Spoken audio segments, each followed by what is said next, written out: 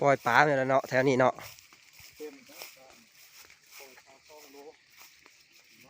22 โลปลาน้อย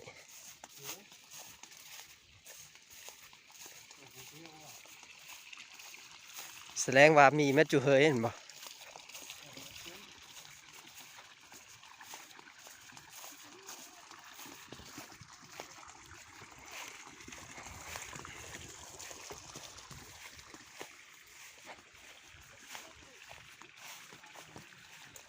ไว้เพิ่งก่อนเฮ้ยนี่เนี่ย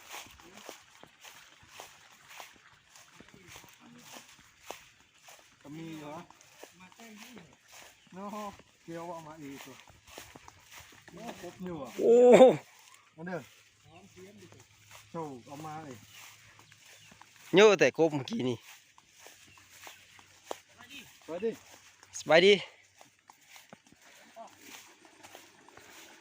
ทำเดินมาหน่อย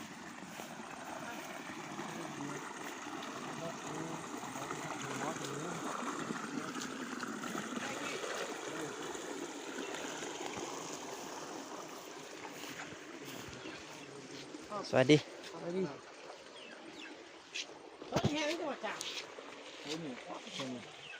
มันเป็นดีอ่ะนี่ เอาวิ่งมาซะแม่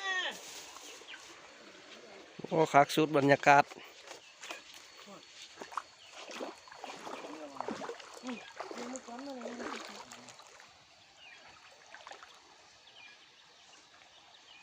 สัญญาณได้เป็นคือวันสัญญาณตก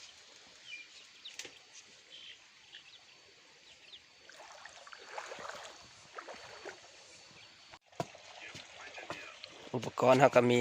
ส้มเหาะหมักปี โอเค ผักหอมปลาปิง ออกมาฮอตกว่าน้ำซ้ำมาทูฮาเนี่ย ตอนนี้ก็กำลังตามส้มเหาะเนาะตามส้มเหาะแรก ท่าเฮิ่งกับท่าบ่ได้ ๆนี่ก็ขั้นตอนเฮ็ดเฮ็ดเนื้อเสียวน้ำเฮ็ดน้ำลาบกินปลาเต็น กินปลาเต้น อาจจะเอาปลาปิงเนาะปลาปิงมาตำแล้วก็เอาน้ำส้มมาเฮ็ดคือกอย เอากินเสือกลางมันน่ะ แล้วก็เอาปลาหน่อยมาลอย เอาตัวเยอะหรอกปลาเนาะมือนั่นตัวกินมือเป็นโทรหามือเหรอ ปลาโหโถหักกันบริฮอตฮับทรายสัก เมื่อปลาลองหมดปานมาลงนั่งดีๆแบบโอ้เต็นดีๆล้วนกับกองเนี่ยมีตั้งมีโต๊ะเนาะมีโต๊ะมีกราบจัดเสร็จคือแจ๊บไปแถมน้ำมันเป็นไรอ่ะไม่มีอาวุธเคยนะมีบ่มีโต๊ะซื้อครับ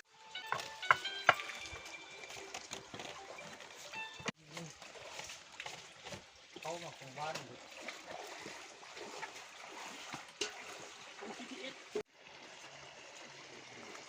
กำลังค้างหนาเอาปลาหน่อยปลามาเต็น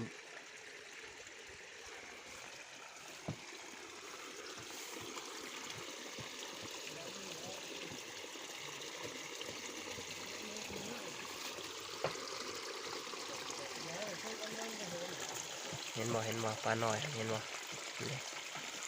เห็นเด้ เขาแย่ทิ้งเขาไว้ทิ้ง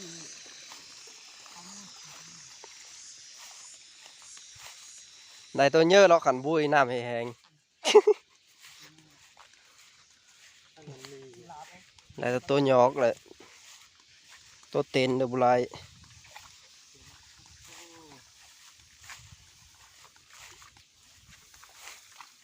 นี่ปลาตัวน้อยเองเนี่ย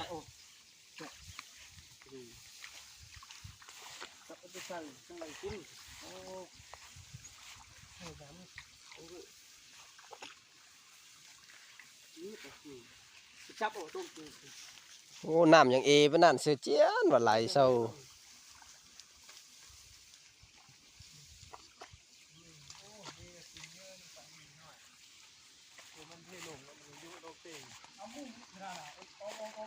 ตัวนี้เอาตัวนี้ตัวนึง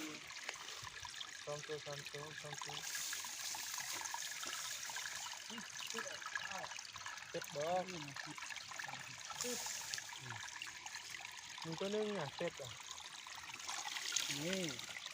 เป็ดกู้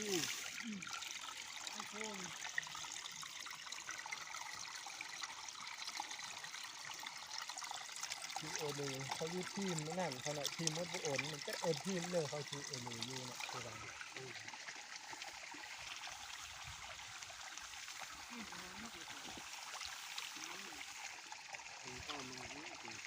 กินก็หน่อยจะกิน นี่มันก็ข้างอ่ะ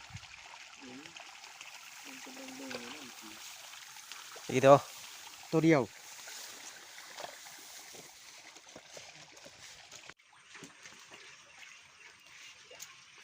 โอ้ยกี่จุกนี่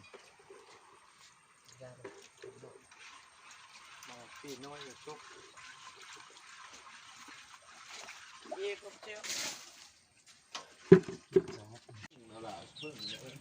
เอิ้นสกหู ราคาเลย บุกรูข้าวบุกทางปะนี่ ก็เลยน่ะกินสกินสมัน โอ้ย บ่เห็นโตสำกันเลยดีเจอแล้ว ฮิปไปคาย